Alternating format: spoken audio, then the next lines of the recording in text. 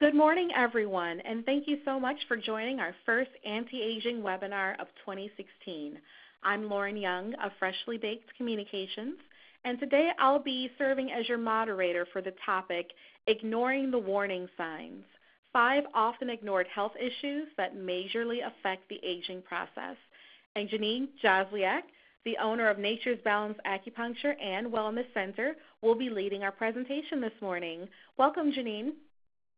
Hello, Lauren. How are you? I'm doing great. How are you? I'm great. Nice and warm. Wonderful. Well, Janine is a graduate of the Kalish Institute of Functional Medicine, and she's very excited to share some information with you that she provides to her own patients. So before we get started, just a few housekeeping rules. Please keep your phones on mute to eliminate any background noise during our conference today. You'll have an opportunity to ask questions with Janine at the end of the webinar.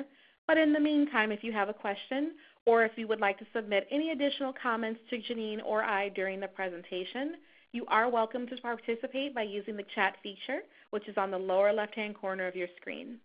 There will be a Q&A session at the end of the webinar, and Janine will be happy to answer as many questions as she can during our allotted time. Also, we have a special offer for all participants who are on the call live today. If you are listening live, pay close attention to the information we're about to share because you will have an opportunity to win a $50 gift card from Purium. Purium is one of Janine's recommended nutrition and herbal supplements companies that can be used to jumpstart your wellness plan in 2016. And with no further ado, I'll pass it on to you, Janine. Thanks, Lauren. Can you hear me okay, Lauren? You sound great. Okay, good. So, anti-aging. Anti-aging is really all the buzz. Yeah, you see it in television, the magazines, the internet. In fact, I did a Google search, anti-aging supplements, and over almost 3 million results came back. So anti-aging is a huge topic today. But in order to understand about anti-aging, we actually have to understand what it means to age. So aging is really a series of metabolic processes that cause the body to break down until you die. And I like to look at aging as really not how many years you've lived, but how many good years you have left. Now, unfortunately the aging process is something that we all have to experience. It's genetically predetermined to some degree, but it is environmentally modulated. And that's an important point. It's environmentally modulated. So what happens is not a foregone conclusion because mom died at 50, well, I'm going to die at 50. Because the environment has a lot to do with what diseases actually affect us and what shows up in life. So you truly can slow down the aging process and really live the years you have left fully and thrive and not just merely survive. So in Chinese medicine, there's a thing called compression of morbidity. Compression of morbidity means your last illness should be very close to your death.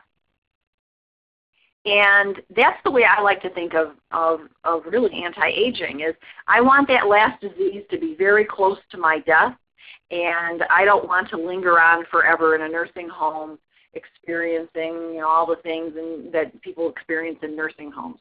So through a series of webinars we're going to do, you're going to have some helpful suggestions on how to accomplish this. And if there's any interest, during these webinars, we're going to just touch on a lot of topics. And in future webinars, if there's an interest, we can go in and do some deep dives on things. So first thing we want to look at is these are all diseases that are brought on by lifestyle: heart disease, emphysema, diabetes, and cancer. And when we think about environmentally modulated, you think about these things because these are all, the majority of it is brought on by lifestyle. And when I talk about lifestyle, what I mean by lifestyle is everything we have under our own control. The amount of sleep we get, the quality of food we eat, the amount and type of exercise we get, how we handle our stress. Do we allow ourselves times to de-stress? And even our own beliefs about what we believe and what we think about ourselves, what we think about others. Do we hold anger? this can either make us allow us to ward off disease, or it can welcome disease into our bodies. So all these diseases are chronic. They're insidious, and they do not meet the requirement of that compression of morbidity that I talked about earlier in Chinese medicine, where your last illness is very close to your death, because they are, you get it, you continue to get worse and worse, and then ultimately you die. So I want you to take a minute, and I want you to look at these cities. And I believe we have the ability to answer a question. And the question I have is, what do these cities have in common? Does anybody have any idea what these cities have in common? So if you'd like to submit your guess, you can enter it in the chat field here. Janine, one of the things I noticed is everything is in like a warm area. Does that have anything to do with the locations? No. Not being warm. Okay. Sorry. That's okay. I threw my best guess out there. Okay. So I see some answers are coming in. What these are the blue zones. So these are pockets in the world that they've shown that there are the number of centurions that are leading relatively normal lives, and that's important. Leading relatively normal lives are 10 times more common than in the West. And as I said, the leading relatively normal lives is really important, because these people who are living into their hundreds are not just surviving. They are not in nursing homes. They are actually thriving. They are living, and they are active participants in society. So that's actually pretty cool. So now you look at those, think about that. Okay, well, what do they have in common? And Lauren, you were right. They're all in warm areas, but that's kind of not what we're looking for. These are some of the similarities between all those. The people who live in those environments, this is how they live their life. You can see they're truly active parts of society. They, whether it be helping a neighbor, giving a word of advice to a younger generation, they garden, they cook their own food. They live off of what they actually produce, and they are actively participating in life. Now, that's pretty significant. Now, the Friedman and Martin, they did a longevity project, and they found that the strongest predictor of long life was conscientiousness, which means self-responsibility. The people in these areas focused on the big picture. They made good health choices, moment to moment. They didn't go for a flash in the pan, but they actually looked at the big picture, and they looked at much further out and what their decisions today and how they would affect them tomorrow. So just as the people in the blue zones, we're faced with decisions every day about what to eat, whether we exercise or not, whether we hold our anger, whether we work hard or maybe don't do anything at all, whether we take time to actually decompress and to give our self some relaxation time. There's obviously good and bad decisions, but within every decision, there's always a better decision. So even if we make a good decision today about what we're going to eat, that decision could actually be made better. And that's what we should be looking for, is how do we make the best decision we can given our current set of circumstances. So what I mean by that is that you may go out to eat, and you can't really control everything, but you can choose the best options you have available to you. And then when you have more things in your own control, you can choose even a better option. So the goal of the webinar is to educate, obviously, but it's also cause a little bit of introspection. So throughout this webinar, I'm going to ask some questions, and I'm going to ask you to really think about your own health and to think about how you are living and thriving.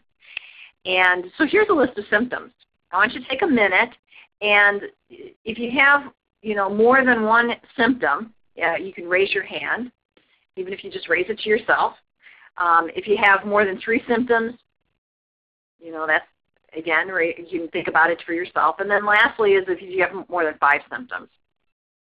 So if you have more than one symptom, or you have one symptom that you get every single week, that's something you should be really concerned about, because it's not normal to have symptoms. It's your body's way of communicating to you, telling you something's not working right, something needs to be changed. And so today, we're going to give you some information. You're going to have some options, and you're going to have some choices to make. You can continue to do what you've been doing and pretty much get the same results. Or you can make some different choices and do something different and implement some of these strategies that I'm going to talk about today in your life to help you live a more full and be the best person you possibly can be. So 5 things we're going to cover today are teeth, constipation, malnutrition, adrenal insufficiency, and vitamin D deficiency. So the first thing we're going to talk about is teeth. So our oral health is really like kind of is a picture of our really overall health. And you might have heard this before. For example, there's actually a connection between, they've shown that there's a connection between our oral health and actually cardiac issues, as well as other type of diseases. And you may wonder, like, well, why is that? The teeth are meant to chew, and what does it have? What connection does it have to disease? Well, as with we're learning more and more about the human microbiome, which is the bacteria that we live with on our skin, in our large intestine, in our mouth, in our nose, and every single bacteria in each of those places is very different. The bottom line is the body's teeming with bacteria, and most of them are harmless. But we want to keep them in balance. So we don't want the bad bacteria to override the good bacteria. You want to have a good balance between them. And these bacteria are part of our body's normal defense mechanism. So in order to keep our bacteria in our mouth balanced, we got to have good oral hygiene. You got to brush daily. You got to floss. And that's going to help keep the bacteria under control. Because if we don't keep that bacteria under control in our mouth, and if the bad bacteria actually get out of hand, then what you're going to have is, oral infections, tooth decay, gum disease, and it can actually infiltrate, as I said earlier, into other parts of the body. So think about your teeth. They open and shut like a gate, and they're allowing, when you open your gates, you're allowing substances to come into your temple, or what I like to call your body. That's what I call my body. So when you think about eating really is a very intimate process. You're actually bringing in something from outside, a foreign substance, into your body. And when you're chewing your food, you chew your food and it actually incorporates your own DNA into the food. So when it gets into your body doesn't attack it. Your body knows what is you and what is not you. And it will attack what is not you. So, and when it attacks that, there's always residual damage, which is inflammation. And inflammation is the predecessor to all disease. So as I said earlier, you want to brush your teeth, you want to floss regularly, you want to see your dentist, you want to exercise your teeth by chewing hard things like nuts and hard vegetables. And then you want to chew your drink and drink your food. And what that means is when you drink something, you don't want to just drink it down. You want to incorporate your DNA into that drink. So you want to chew it and kind of get it full of your DNA. And then your food, you want to chew it so much so that you're actually incorporating your DNA into it and it actually becomes more of a liquid. A good practice to keep your teeth and your bacteria in the good bacteria, bad bacteria balance in your mouth good is coconut oil pulling. So basically you take some coconut oil, you melt it, you put it in your mouth, and you swish it around for about 20 minutes, and then you spit it out. You want to spit it out into the toilet. It helps to whiten your teeth, remove the plaque, and again, maintain the balance of bacteria. Because, like, for example, one of the things you might have heard of is H. pylori. H. pylori actually starts in your mouth. So, and that's from the bacteria in your mouth. So the second thing we're going to cover is constipation. So a lot of people come into my office and I ask them, how many bowel movements have you had? And, according to Webster's, constipation is a condition in which there is a difficulty in emptying the bowels, usually associated with hardened feces. Well, this definition doesn't cover anything about how many times you should be going to the bathroom. And so I have people come to my office and you ask them, do I have normal bowel movements? Yeah, no problem, because it's not hard, it's not difficult. They just only do it once a week. So my definition is I'm going to add that you should have a bowel movement 1 to 3 times a day. So when you're eating a meal, think of a meal as a boxcar, and it's separated by something. And the car, each car as you eat a meal should be dumped. And if you don't do that, then the longer that waste product sits in your large intestines, the more likely you are to have it reabsorbed into your body. And that can wreak a lot of havoc. So in our body, we have many ways to detoxify. The pores detoxify our skin. We detoxify our eyes with the tears. Sneezes detoxify the nose. When we cough, throat and lungs are detoxified. And then we detoxify everything else with defecation and urination. And so you want to keep all the detoxification pathways open, including, again, having normal bowel movements and urinating every couple of hours by drinking. You got to make sure you want to drink a lot of water, enough water, half your weight in water, actually. So the main things you want to think about with constipation, if you have any, is you need adequate fiber, adequate fluid, again, half your weight in fluid, not coffee, but just water, good lubrication through fish oils, and you want to have a healthy balance of good bacteria in the large intestines, and you handle that with probiotics. So the third thing we're going to talk about is malnutrition. Now, I can hear it already. Malnutrition. Oh, that doesn't really happen here. That happens in third world countries. But from my perspective, malnutrition is really rampant in the United States. I believe everyone is malnourished to one degree or another.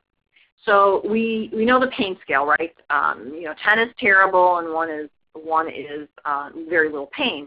Well, if we apply that scale to nutrition, 10 is perfect nutrition and something we will strive for, but we may only achieve for a nanosecond because life gets in the way. Life is always kind of impacting us, and as a result, it's using up our nutrients in different ways and in different amounts. So no matter how much you eat or how well you eat, no matter how many supplements you take, I would say that 10 really, again, is pretty impossible to maintain on a long-term basis. And I did some research, and 70% of the adults in the United States are overweight or obese. So in my definition, I would say 70% of the adults are overfed, but they're undernourished. And the remaining 30% of the adults are basically, from my perspective, undernourished. So just to clarify, if you don't get all the vitamins, the minerals, the fats, the fiber, the carbs, the protein that your body needs to really work optimally, then you're undernourished. That's my definition. And if you're undernourished, your body's going to ask for more food because it needs those nutrients. And it's going to ask for it and ask for it and ask for it. And if you continually feed your body with things that are not providing you with the nourishment and the nutrients that you need, your body's going to keep asking you for more food. And slowly but surely, you're going to put on additional pounds because you're not getting the nutrients that you need, but your body keeps asking for it. And it keeps hoping that the next time you put something in your mouth, the body's going to actually get what it needs. So I like to think about food as a love affair, not a lust affair. So when you meet somebody, think about when you meet your spouse, you may not have liked the guy or the gal. You may have looked at him and said, oh, yeah, he's nice, but, no big deal. Slowly but surely, they kind of wear on you, and slowly but surely they become something that you do like, and you want to be around, and you want to see more and be, have more time with that person. And then one day you wake up and you say, oh my gosh, I can't live without this person. That's the love affair that we want you to have with food. So that kale, the first time you eat kale, you think, kale, yeah, I'm not so interested in that kale. It doesn't taste so good. Then you continue to try different ways of making it, different ways of eating it. And all of a sudden one day you wake up and you say, wow, that kale really makes me feel good. I feel great. And then you fall in love with kale. So that's what I'm thinking about. Have a love affair with your food rather than a lust affair. Now, if you compare that to a dessert, you lust after it. You really want it. But most of the time, it really is a downer afterward. You don't really feel so good. You may be feeling actually in a sugar fog. And it doesn't really even satisfy your desires. And so then you're off looking for your next fling. So the important thing to remember is what you eat today affects you tomorrow. So if you have a good diet today and you eat really good food today, nutritious food, then you're going to have increased energy, a sharper mind. You're going to have a sense of vitality tomorrow and a sense of peace. So it's always the next day. It's not today that you're going to look at it. So I encourage you to write down what you eat today, and then tomorrow see how you feel. And then change it up a little bit. And then maybe, again, write down and see how you feel again. So here's some symptoms again. And again, if you've had more than one symptom, you can raise your hand. And if you've had more than 3 symptoms, again, raise your hand. More than 5 symptoms, the body's really telling you something. Again, it's never normal to have symptoms. And symptoms are like the red light on your dashboard of your car. If you're like me, when that red light goes on, I usually try to think, oh, it's going to stop tomorrow. So I'll turn it on again the next day, and I'll see, yep, it didn't turn on. And then I head off to the mechanic, so have them look at it. So my question to you is, so if your symptoms are a red light on your car, then doesn't your body deserve the same attention that you're giving your car? Think about that for a minute. So this is something you might have heard before, but it certainly bears repeating. Michael Pollan, one of the authors of a number of books about nutrition and the nutrition crisis in the United States, said, if your grandmother wouldn't recognize it as food, then neither should you. And another saying is, eat as close to nature. And so what that means is, think about a weak stalk, not a slice of bread. Think about spinach, raw spinach, not spinach dip. And I hate to say it, but chocolate chips are never going to show up in nature. So food should be nutrient dense, not calorically dense. So like the kale is very low in calories, but has a lot of nutritional value. Whereas the cookies or the cakes or the pie have a lot of calories, but they're not very nutritionally dense. So we're looking for the nutritionally dense and calorically deficient, as I like to say. You can supplement with a multivitamin and mineral, but again, I say supplement. It's not a replacement for good eating, eating clean food, organic food, good quality, and again, nutritionally dense food. Now, in the event that you're eating good organic food, you're eating the great stuff, there's a whole other question about, are you digesting it and are you absorbing it? And those are topics that we can cover in future webinars. But the bottom line is, there's the getting it and the actual absorption of it is two very different things. But both things need to be covered in order to have good nutrition and help it maintain your life and be able so that you can thrive all the way until the very end. Adrenal insufficiency is our 4th topic for today. So first of all, I'd like to talk a little bit about what the adrenal glands are. So the adrenal glands are no bigger than the walnut, and they actually weigh less than a grape. And they sit right on top of your kidneys. Now in Chinese medicine, the kidneys are considered your life force because we look at the adrenal glands and the kidneys together as one. And despite the fact that they are small in size, they are really important in function because they help us manage our stress. And Dr. Dan Kalish, who's a leader in functional medicine, he actually says that when your adrenal glands are overtaxed, they start to wear out, and you start to get adrenal fatigue, and then adrenal exhaustion sets in. And then once that happens, again, that's life force, your body starts to break down and other diseases actually go into motion. So one of the telltale signs of adrenal fatigue or adrenal burnout is just basically being chronically tired. No matter how much you rest, no matter how good you think you sleep at night, you just never, ever feel like you ever come back. So here's some more symptoms. These are symptoms associated with adrenal fatigue. Again, take a look at them.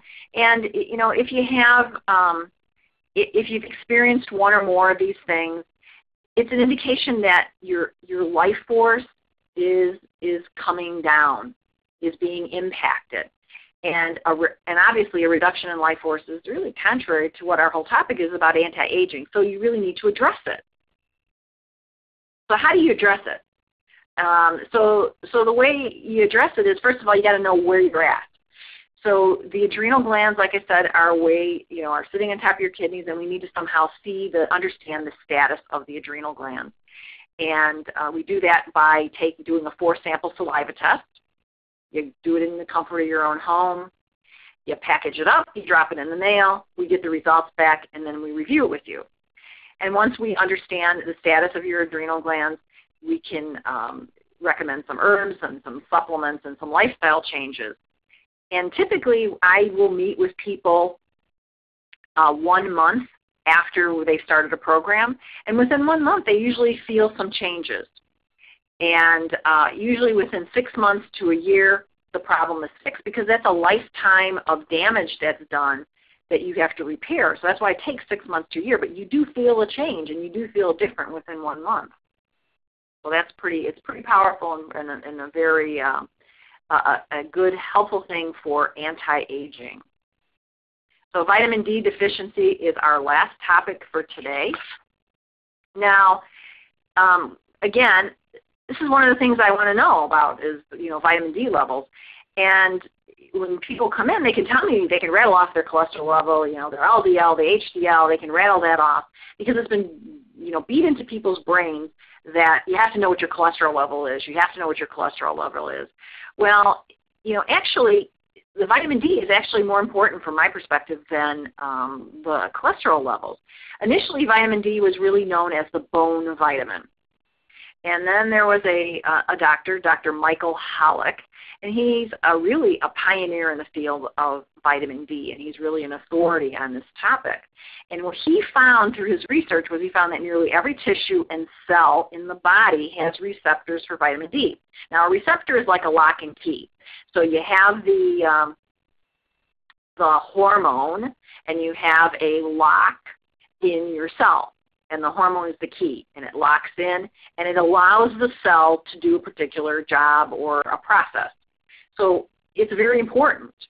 And if every cell and every tissue has vitamin D receptors, then if you don't have adequate amounts of vitamin D, you can see how many, many things can go wrong. And because of the fact that there is a receptor in every cell and every tissue, then that's why they're looking at vitamin D as much more than a vitamin, but more as a hormone, because it acts on the functioning of every single cell. So because of that, Dr. Michael Holick thought that people really require higher doses of vitamin D for optimal functioning than was originally thought. And if we look at a blood test, the blood test is ranges as 32 to 100 is the normal range.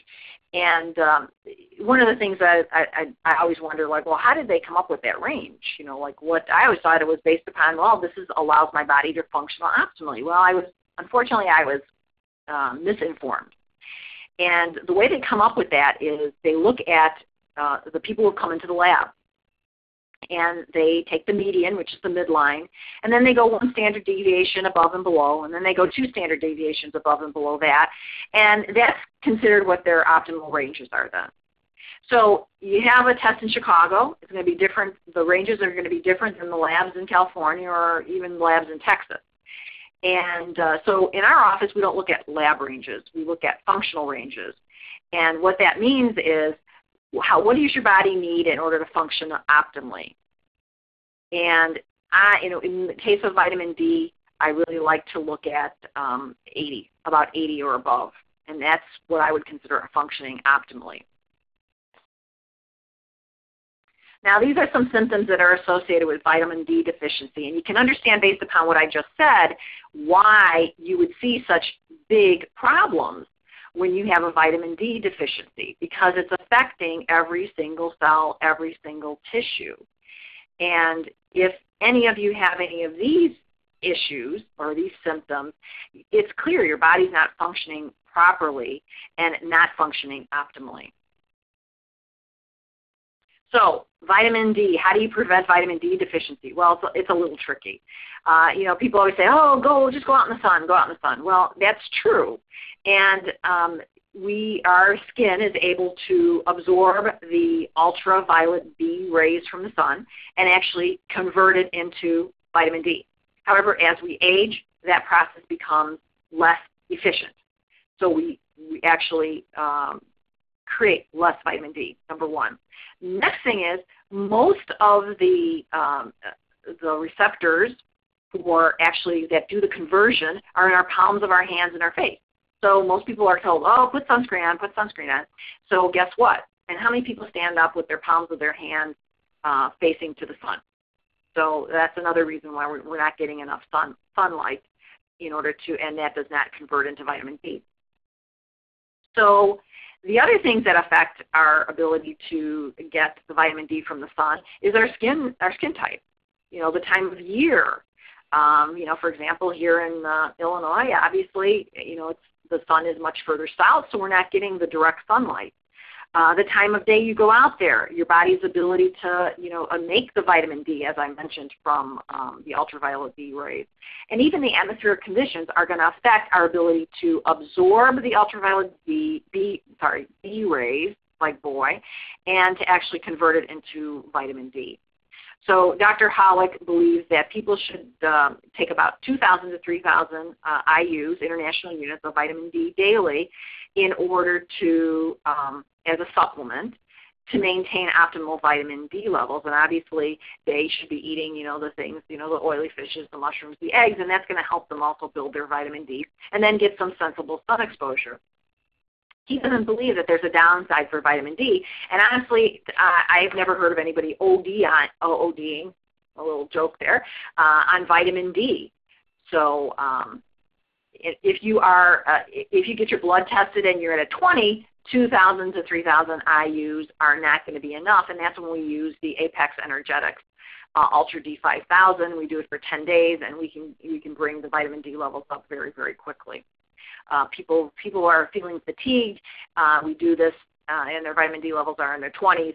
They feel different right away, within those 10 days. So there you have it. We covered teeth, constipation, malnutrition, adrenal insufficiency, and vitamin D deficiency. So can you reverse the aging process? I hope you've seen through this presentation that you gained some tips and techniques that will help you in your quest for optimal health so that you can become the best version of yourself today. You can start that process today. So I mentioned some supplements during the course of the presentation. And again, those are supplements. Those are not meant to replace good quality food. And for my mind, I look at supplementation as like building a house. The first thing when you build a house, you build a good foundation. If you don't have a good foundation, if you don't have a solid foundation, the rest of the house crumbles. Well, the same thing is true with your body. You need to lay that good foundation. And so in my mind, a good foundation is probiotics, vitamin D, a good quality food-based multivitamin and mineral, and some fish oil. And that's a good foundation. So many people will come in, we'll start them on that, and they start to feel some changes. And then if there's still symptoms left, even after getting a good foundation, we also talk about food choices in there, because again, it's not meant to be these supplements are not meant to be a replacement, but a supplement too. And if there's still symptoms that are left, that's when we go into building rooms on top of that foundation. So here are some products that we use in our office that we have found that work consistently, reliably, and I just have no questions about getting the results I want when I use these products. So now we're building some rooms on top of the foundation. So if you have issues with constipation, the Purium Daily Fiber Blend is a very good product. And then you have for immunity, you can use the Purium Organic Tropic Oil for the oil pulling. You can use it in your smoothies. You can use it for cooking. And yes, there is the coconut flavor to it, but actually that's the part of the value of it. There is a coconut oil that is more refined and does not have the coconut flavor to it. So you can use that in cases where you don't want that flavor. But this is it holds up to higher heat. So as a result, it doesn't break down when you're heating your food like olive oil does. And like I said, it's great for your immune system. So the bottom line is, every single minute of every single day, you have decisions you can make. And you have to ask yourself, are you moving more towards health or are you moving more towards disease? Watch those red lights. Those signals telling you something's wrong. Feed your body as close to nature as possible. Do you recognize it? Would great-grandma have recognized it? You move daily. Do some form of exercise, whether it be walking. And we have, there is a program that I recommend that is something that you can do for the rest of your life, and it incorporates a lot of different things. It's not anything that takes a lot of time every day, but it's something that you can do every day. So you want to move daily. You want to supplement, appropriately with that foundational supplement. And you want to make sure you're getting everything you need for optimal functioning. Because if you do, then you're going to be the best version of yourself and you're going to be able to live a long and healthy life. So Lauren, if you have any questions, our next webinar is on the road again and how travel wreaks havoc on your body. And that's going to be on February 9th at 11:30 again, and you'll be able to sign up. All right. Thank you so much, Janine. Great job. So everyone on the call, now we want to hear a little bit more from you. What did you come away with in this webinar? Is there an example or a statement that Janine made that made you pause and think about your own health? So we invite you now to share some last-minute thoughts with us in the chat field. So feel free to put in any questions, any comments, just any general feedback that you enjoyed from this webinar. If you did register for the webinar in advance, we will be sending out an email within the next day or so that contains a short link to this recording so you can listen to it again or share it with a friend. That's great. We also will be announcing the winner of the $50 gift card from Purium for everyone that joined us live during the call. So be sure to check your email to see if you are the winner. And that may be fantastic to put towards some of those supplements that Janine mentioned this morning. As Janine mentioned right here, our next webinar will be on Tuesday, February 9th at 11:30 a.m.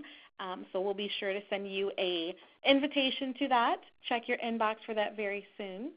And if you're listening to the recording, we invite you to join the Functional Medicine Toolkit group on LinkedIn. So that way you can still receive notification of the next webinar if you weren't able to join us for this first one. Okay? So let's go back to the chat to answer some questions here. The first one comes from Michelle. Michelle says she knows that you're based in the Chicagoland area, Janine, but she'd like to know, do you treat people outside of your service area? Absolutely, absolutely. Obviously, we can't do acupuncture remotely, unfortunately, but we can treat various, like we can treat adrenal fatigue. We can do some digestive testing and address those remotely. We can address basic supplementation needs remotely. We look at blood chemistry, and we can address those issues that come up as a result of the blood chemistry analysis. So there's many things that we can do remotely that you don't have to be in Chicago or in the Crystal Lake area for us to help you with. All right, great. Hope that answers your question, Michelle. We have another question from Tammy. She says that you mentioned that vitamin D deficiency can speed up the aging process. Are there any other vitamins that we need to function optimally? That's a really good question. Well, if I said if there was one thing, I would be lying, because we need to have a good balance of all the vitamins and minerals in order to function optimally. So for example, minerals are key in terms of adrenal fatigue and the adrenal functioning. Minerals are required for every single enzymatic process to happen. And when we say enzymatic process, I mean it's making the cell do some work. So those are I hate to say there's one thing that's more important than the other. You just got to have a good balance of them all. Perfect. Denise is saying the info on the adrenal gland was very interesting, especially the amount of time it takes to recharge them. I agree with that. That was very interesting. Out of the 5 things you mentioned, Janine, which one seems to be the most prevalent with patients when you're working with them? I would say malnourishment. Malnourishment. Interesting. Very interesting. All right. Yeah. Well, let's see. I don't see any additional questions or comments here in the chat section, so I'm going to wrap today's anti-aging webinar. Janine and I would like to say thank you very much on behalf of the entire Nature's Balance Acupuncture and Wellness Center team for your participation, and we hope you learned something new that you can start doing today that will benefit your health and slow down the aging process. Take care, and we look forward to seeing you again in February.